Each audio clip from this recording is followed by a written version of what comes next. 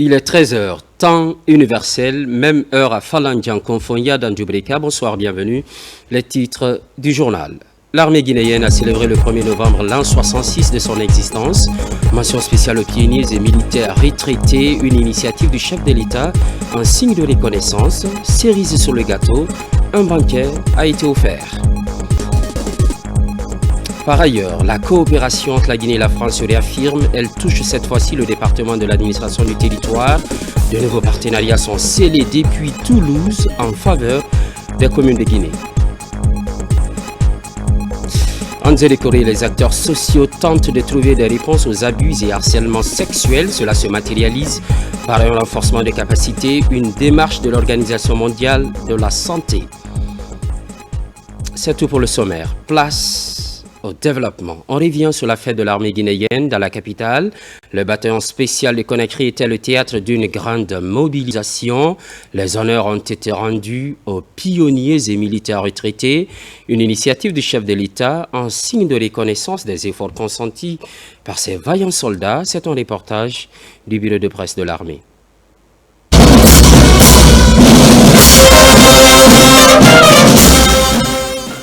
Un mois après l'accession de notre pays à la souveraineté nationale, les autorités d'alors ont créé la jeune armée guinéenne le 1er novembre 1958. Pour commémorer cette date historique, la hiérarchie militaire, à travers ce rassemblement général regroupant l'ensemble des forces de défense et de sécurité, ici au bataillon spécial de Conakry, rend un vibrant hommage aux anciens combattants et militaires à la retraite pour les services rendus à la nation. Une cérémonie présidée par le Premier ministre, chef du gouvernement, au nom du chef de l'État, chef suprême des armées, en présence de plusieurs ministres de la République. À vous les anciens combattants, vous avez répondu à l'appel de la patrie avec courage et détermination. Vous avez laissé derrière vous vos familles, vos amis et tous ceux qui vous étaient chers pour défendre les idéaux de liberté et de justice. Votre dévouement et votre bravoure ont tracé les contours de notre histoire et inspiré les générations entières. En recevant ces plus hautes distinctions du pays, les heureux récipiendaires issus de tous les corps de l'armée ont exprimé leur gratitude au chef suprême des armées et à toute la hiérarchie militaire pour cette marque de reconnaissance. Les anciens combattants de Guinée sont fiers et très honorés du privilège belge exceptionnel que vous leur offrez. C'est le meilleur cadeau d'anniversaire qu'ils puissent avoir et dont les souvenirs resteront à jamais gravés dans leur mémoire. En s'inspirant du passé pour construire l'avenir, ensemble, l'armée guinéenne honore ses devanciers. Le chef d'état-major général des armées se réjouit de cette marque de reconnaissance du chef suprême des armées aux anciens et revient sur les réformes engagées au sein des forces de défense et de sécurité. C'est un devoir pour chaque génération de reconnaître et de valoriser les actes posés par les devanciers. C'est dans cet esprit que le président de la République, chef de l'État, chef suprême des armées, général Mamadi Doumbouya, a pris la décision historique de rendre un vibrant hommage aux anciens combattants dans cette édition 2024 de la Semaine du Soldat qui se clôture aujourd'hui. Cette obligation de souvenir, qu'on pourrait aussi appeler devoir de mémoire, est une invitation faite à chacun de nous à poser de bons actes, constituer un exemple pour les générations suivantes. 44 distinctions sont décernées à ces vaillants soldats, notamment celui du chevalier de l'Ordre national du mérite de Guinée, d'officier commandeur, de grand officier et de dignité en guise de reconnaissance pour les efforts consentis sous le drapeau. Un acte du chef suprême des armées, le général de corps d'armée Mamadi Doumbouya, à l'endroit de ces pionniers de l'armée guinéenne. L'armée guinéenne a célébré hier l'an 66 de son existence. Mention spéciale aux pionniers et militaires retraités, je vous le disais à l'instant. Cerise sur le gâteau, un banquet a été offert. Moment de retrouvailles entre anciennes et nouvelles générations. On suit ensemble Caporal Mabinti Keïta. L'armée guinéenne célèbre ce vendredi 1er novembre 2024 le 66e anniversaire de sa date de création. Cette année, le thème de célébration valorise les anciens combattants qui ont contribué à la montée en puissance de l'armée guinéenne. C'est dans cette optique que les autorités de la transition, à travers la Direction générale des pensions militaires et anciens combattants, offrent un banquet à ces vaillants soldats. Une manière de leur gratifier leur reconnaissance pour les loyaux services rendus à la nation. Chaque ancien combattant a contribué à notre nation et au renforcement de nos valeurs fondamentales. Nous nous souvenons de ceux qui sont tombés au combat ou tout simplement de ceux qui ne sont plus de ce monde et nous exprimons notre respect à ceux qui sont parmi nous. Émus par cette reconnaissance, les anciens combattants remercient le président de la République à travers la DGP-MAC pour l'attention portée à leur égard, tout en réitérant leur disponibilité et leur apport aux côtés de l'armée guinéenne en toutes circonstances dans l'intérêt supérieur de la nation. À votre nom tous, nous sommes très contents. Nous sommes surpris. Depuis l'indépendance, nous pouvons dire que c'est la première fois qu'il y a de telles choses en l'honneur des anciens militaires. Nous restons reconnaissants au président de la République. Au CNRD, nous sommes tous à la disposition du gouvernement du CNRD pour tout problème technique concernant l'armée. Pour donner une touche particulière à cette cérémonie, l'entreprise Baye Issa assure la décoration et la collation, une façon de contribuer à la réussite de ces festivités. Les Amazones de Guinée, connues pour la qualité de leurs prestations, ont accompagné le public à travers les belles mélodies. À travers le pays, dans les garnisons militaires, cette date est célébrée avec fierté. Occasion pour les autorités administratives et militaires de retracer les prouesses de la vaillante armée guinéenne. Depuis l'indépendance jusqu'à maintenant, c'est un tour d'horizon avec notre équipe basée en Zélékoré, Salou Paye, Lamine Diallo, Lancé Kamisoko, correspondance. Le camp Béanzin de Zélékoré, portion centrale de la 4e région militaire, en ce 1er novembre 2024. Forces de défense et de sécurité, autorités administratives et coutumières et populations civiles massivement mobilisées en cette date historique pour rendre un vibrant hommage aux pionniers de l'armée guinéenne. C'est à l'occasion du 66e anniversaire de la création de l'armée nationale. Voilà 66 années que nos glorieux dévanciers civils et militaires, après avoir arraché l'indépendance nationale le 2 octobre 1958, ont pris la décision historique de doter la jeune République de Guinée d'une armée nationale, ceci après 60 ans de domination étrangère. Parti de rien, cette armée, à sa création, ne pouvait reposer que sur le cœur et la détermination des soldats patriotes guinéens issus du drapeau français, qui, répondant à l'appel de la patrie, ont préféré abandonner tous les privilèges et avantages proposés par la métropole pour venir se mettre à la disposition de son beau pays. En ce 1er novembre 2024, nous sommes réunis aujourd'hui pour rendre hommage à cette institution qui incarne les valeurs de courage, de discipline et de patriotisme au service de notre pays. Depuis 66 ans, l'armée guinéenne défend notre intégrité territoriale et contribue au développement socio-économique de notre pays. Dans la capitale de la savane guinéenne, les relations civilo-militaires au cœur de la célébration pour apprécier la mission de l'armée guinéenne qui ne cesse de remplir des tâches essentielles. Les militaires des premières heures de la création de l'armée guinéenne sont à l'honneur. En visitant ce bâtiment colonial, des objectifs sont dégagés pour défendre à tout prix la patrie. C'est un jour anniversaire que tout un citoyen guinéen, que ce soit militaire et civil, doit accorder beaucoup d'importance. Parce que sans la libération, on le sait tous, sans la liberté, il n'y a pas de progrès. En tant que retraité, je suis fier parce que ceci n'est pas donné à tout le monde. Tu es recruté, encadré, tu passes à des grades supérieurs, tu arrives à toucher ton dernier salaire et tu touches encore ta pension, ce n'est pas donné à tout le monde. Grâce au général Mamadi Doumbouya, aujourd'hui, vraiment nous pouvons vivre fort. parce qu'il nous a rehaussé. Dans la deuxième région militaire de l'Abbé, les services de défense et de sécurité, à l'instar des autres garnisons militaires du pays, ont célébré l'an 66 de la création de l'armée guinéenne en communion avec les civils. Un anniversaire sous le thème « Hommage aux anciens combattants ».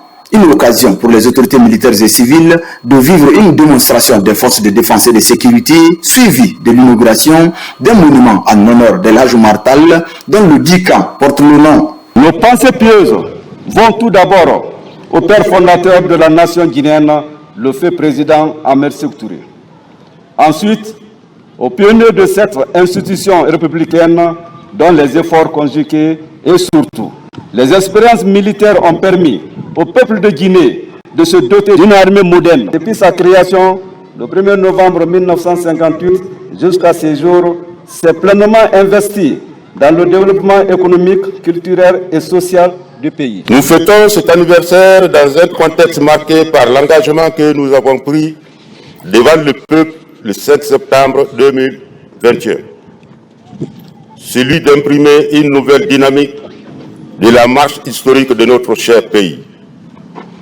L'avènement de cette nouvelle ère d'espérance pour notre pays, porté par le Comité national du Rassemblement pour le développement, nous oblige à plus d'abnégation au travail, car la réussite de cette transition repose en grande partie sur nos épaules de soldats. Au bataillon autonome de Farana, cette fête anniversaire a connu la présence des autorités administratives auprès des forces de défense et de sécurité.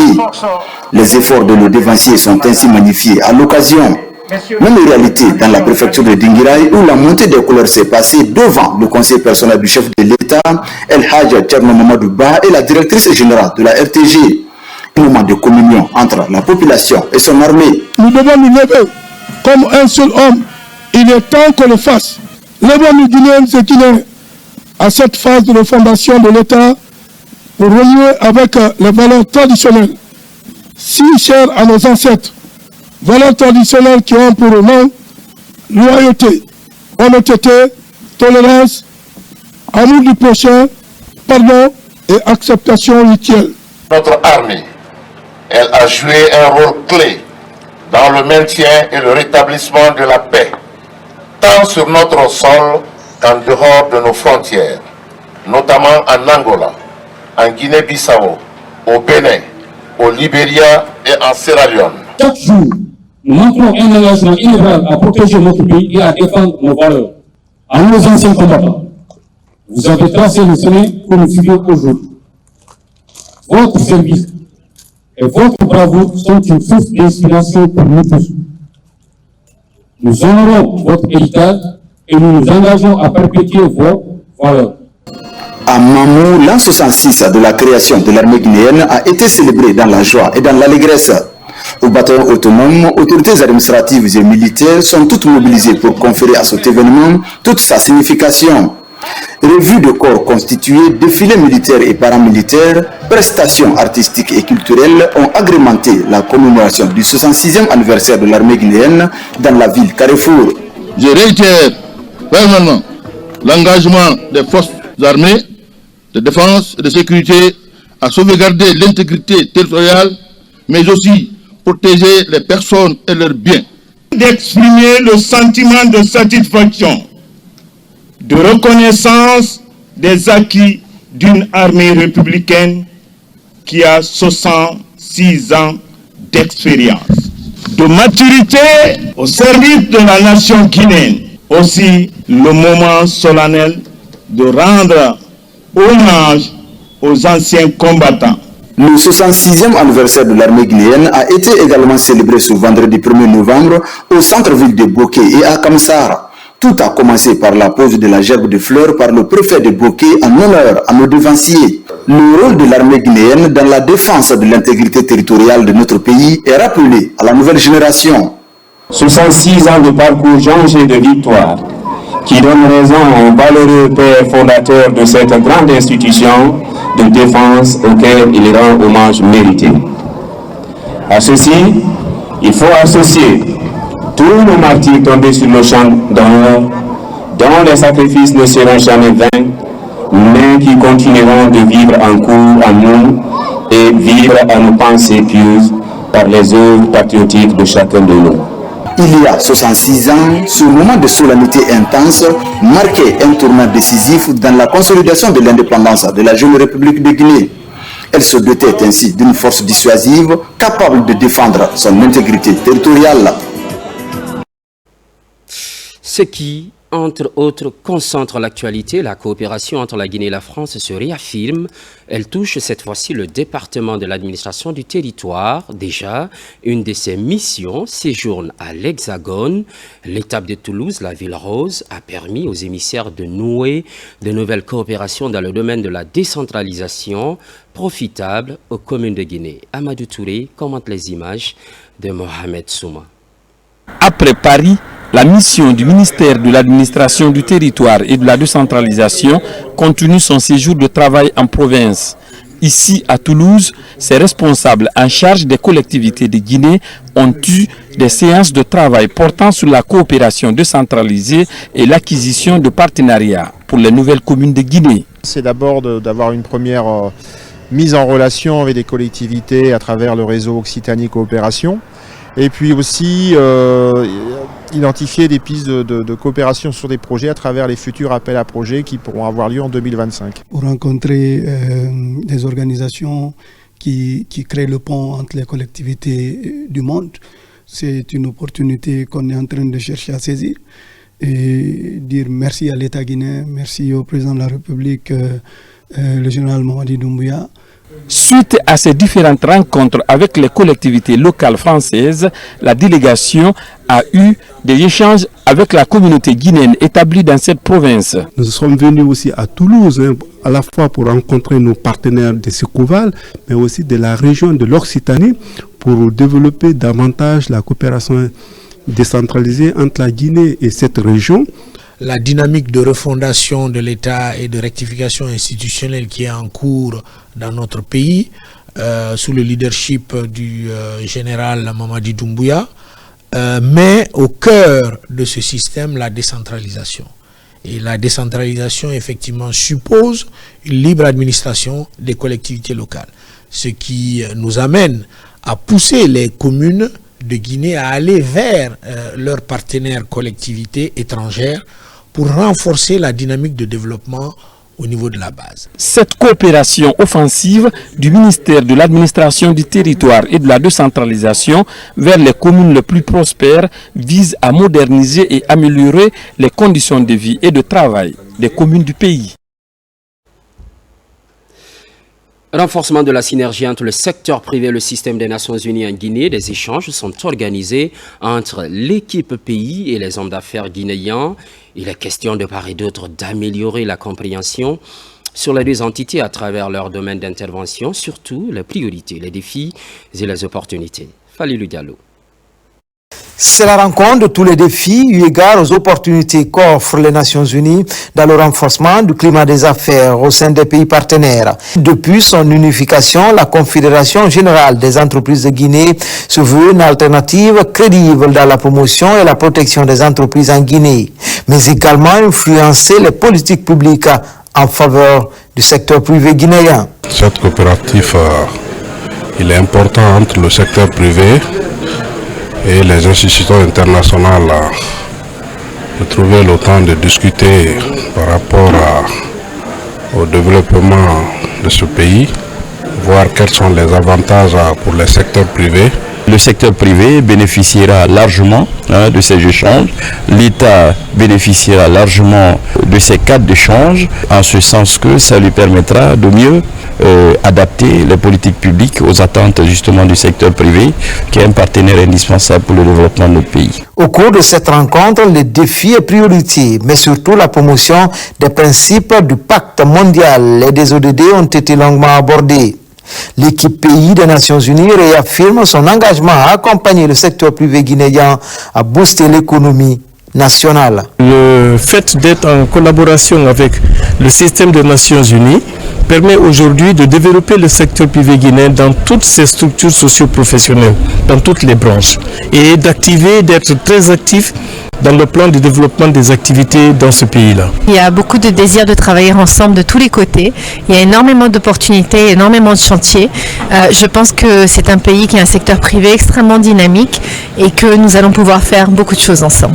La SOGEGI se veut également une force de croissance inclusive, durable. En cela, elle compte créer un environnement favorable au développement des entreprises. L'équipe pays des Nations Unies en Guinée compte ainsi explorer des voies ambitieuses pour le développement de notre pays.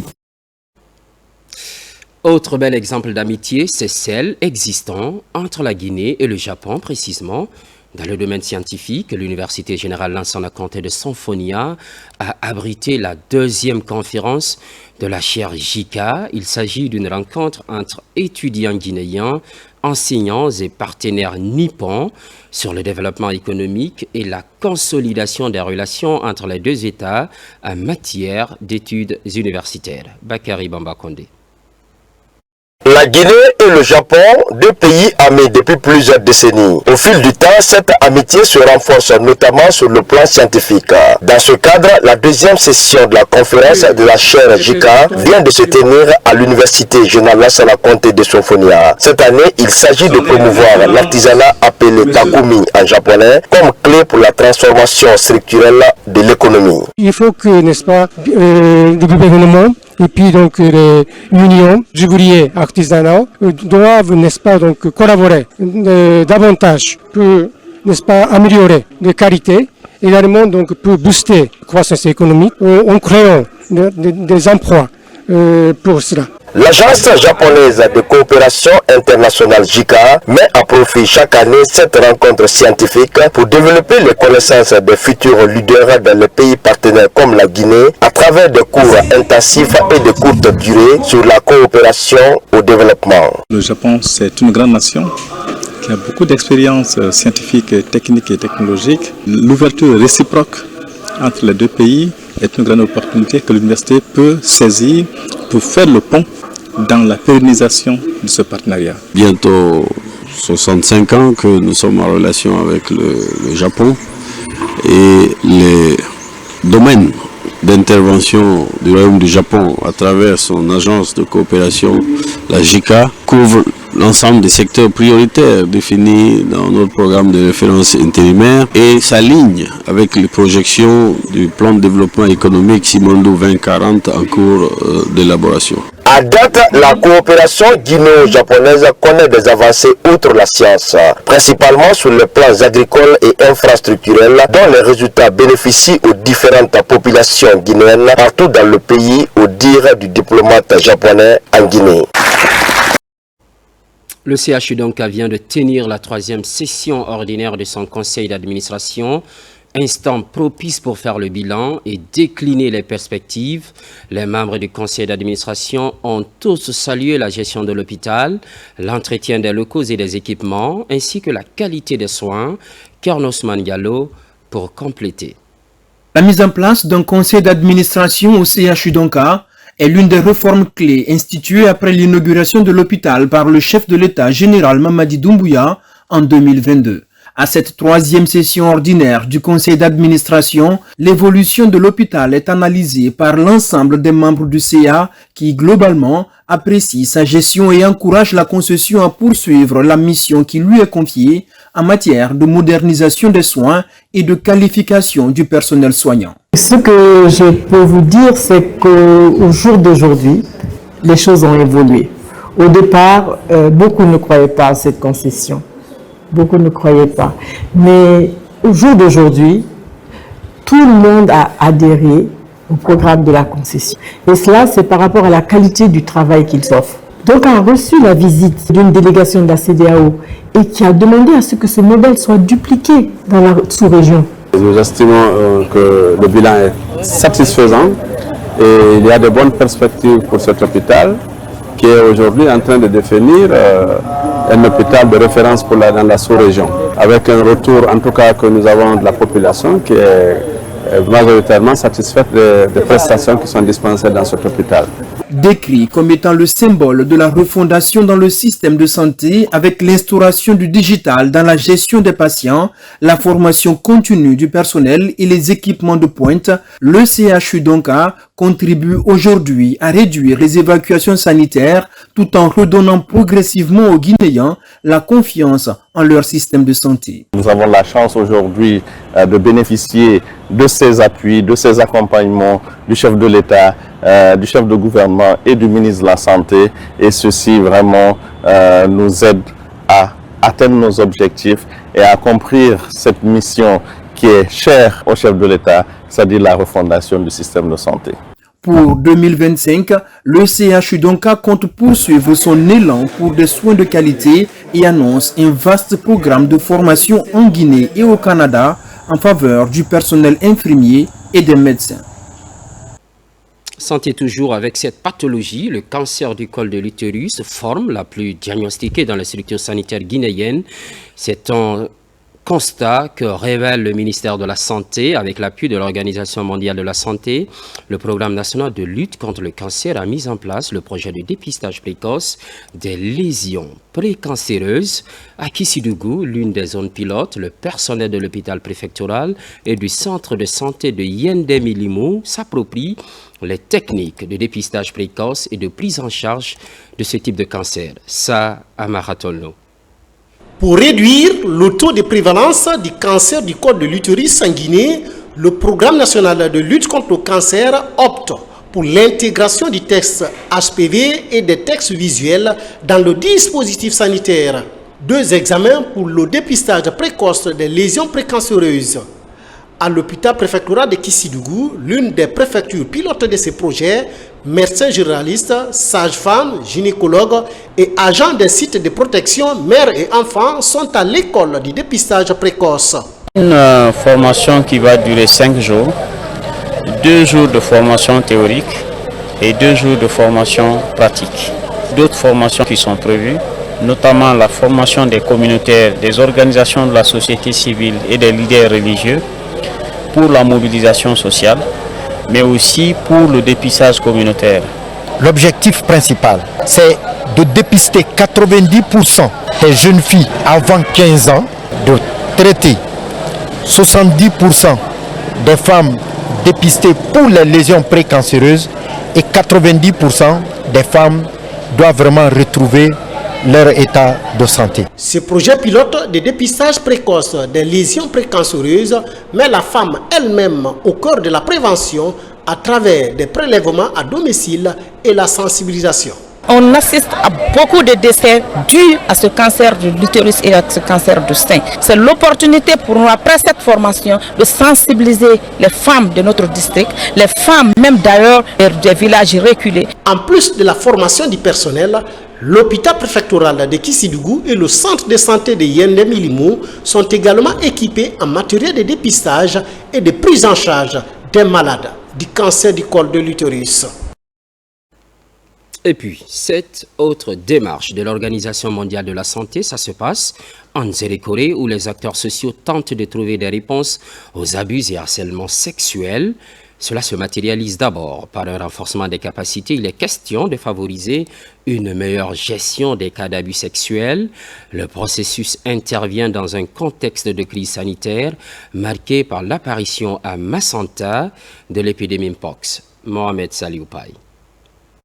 Ils sont professionnels de divers horizons, dont des travailleurs sociaux, agents de santé et responsables d'organisations non gouvernementales, à prendre part à cette formation basée sur l'identification des signes d'abus, le soutien approprié aux victimes et la mise en œuvre de mesures préventives efficaces au sein des communautés et de leurs institutions respectives. Éviter qu'il y ait des cas d'harcèlement sexuel, c'est prévenir la survenue des cas d'exploitation, des abus et harcèlement sexuel, surtout pendant des interventions des urgences. Et quand les acteurs viennent pendant les interventions, il faut leur passer le message de sensibilisation pour dire que nous devons servir les communautés sans pouvoir les abuser de notre position humanitaire, de notre position économique. L'OMS applique une politique de tolérance zéro face à tout acte d'inconduite sexuelle. Mais nous pouvons mitiger ces risques si les populations sont informées. Cette initiative s'inscrit dans une démarche de sensibilisation et d'action collective visant à lutter contre les abus sexuels dans les moments de crise et de créer un environnement sûr pour les plus vulnérables. Très content d'avoir vraiment les thèmes de cette formation parce que c'est une formation qui va vraiment nous aider à lutter et à prévenir l'exploitation, l'abus sexuel au niveau de nos structures sanitaires, au niveau de nos organisations et au niveau de nos communautés. Il faut regrouper les acteurs locaux pour les former afin qu'ils puissent vraiment sortir et sensibiliser la communauté pour éviter des bavures. Garantir que chaque personne puisse bénéficier d'une assistance sans crainte de représailles ou d'exploitation est l'ambition de cette initiative de l'OMS, d'où la mise à contribution des acteurs à tous les niveaux. Fini cette édition d'information. Merci pour la fidélité renouvelée. Merci également d'être au rendez-vous de la Guinée, notre paradis, terre de richesse et d'innovation. Les programmes se poursuivent. L'actualité revient dans 4 heures. À très vite.